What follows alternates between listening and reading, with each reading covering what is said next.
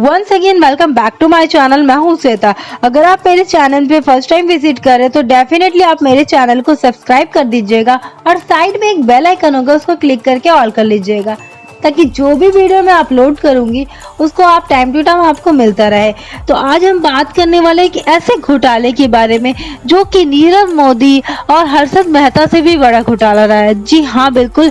नीरव मोदी ने 11,342 करोड़ का स्कैम किया था, उसका डबल यानी कि 22,842 करोड़ का स्कैम किया इस कंपनी ने। तो ये कंपनी का जो नाम है वो है एबीजी शिपयार्ड।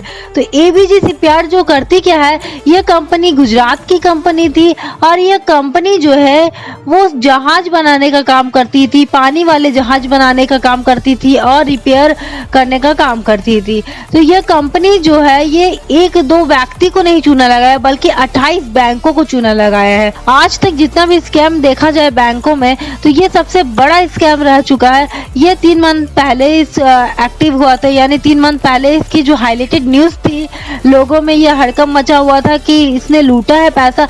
तो ये क्या क्या रीजन हो सकते हैं इसके लूटने के, क्यों इस पे केस हुआ है, तो ये मैं बता देना चाहती हूँ कि ये कंपनी जो करती क्या थी कि बहुत सारे बैंकों से लोन लेती थी। लाइक प्राइवेट बैंक में देख लीजिए तो ICICI बैंक हो गया, ये सारे बैंक, साथ में कोई गवर्नमेंट बैंक हो गया, SBI बैंक हो गया, IDBI बैंक हो गया, पंजाब नेशनल बैंक हो गया, ये बहुत सारे बैंकों को चूना लगाई है।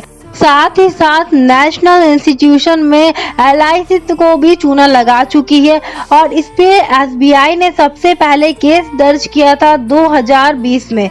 अगस्त का समय था, 25 अगस्त के दिन इस कंपनी के ऊपर केस दर्ज किया गया था SBI के थ्रू। और ये कंपनी जो है लोग बैंकों से लोन ले लेती थी, कुछ क्रेडिट फैसिलिटी लेके रखती थी और इन पैसों का वो बिजनेस में नहीं लगा के वो पैसे को वो बाहर किसी कंपनी के थ्रू ट्रांसफर करती थी और वहाँ पे प्रॉपर्टी खरीदती थी, शेयर खरीदती थी, इस तरह से अपना बिजनेस कर रही थी।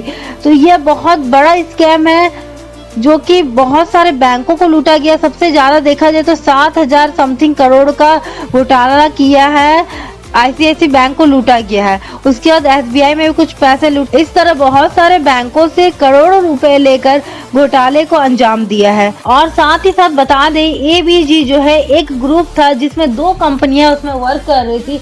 एक का नाम था एबीजी शिपयार्ड, दूसरा का नाम था एबीजी इंटरनेशनल प्राइवेट लिमिटेड। ना ही एक बैंकों को, ना ही 2 बैंकों को, बल्कि 28 बैंकों को इस कंपनी ने लूटा है। और साथ ही साथ बता देते हैं कि इस ग्रुप के जो मैनेजिंग डायरेक्टर थे RK अग्रवाल, उन पे भी केस दर्ज किया गया, भ्रष्टाचार का केस दर्ज किया गया है और कुछ नेताओं का भी नाम सामने आने की बातें कही गई थी और कुछ सरकारी अफसरों को भी इसके गिरफ्त में लिया गया है।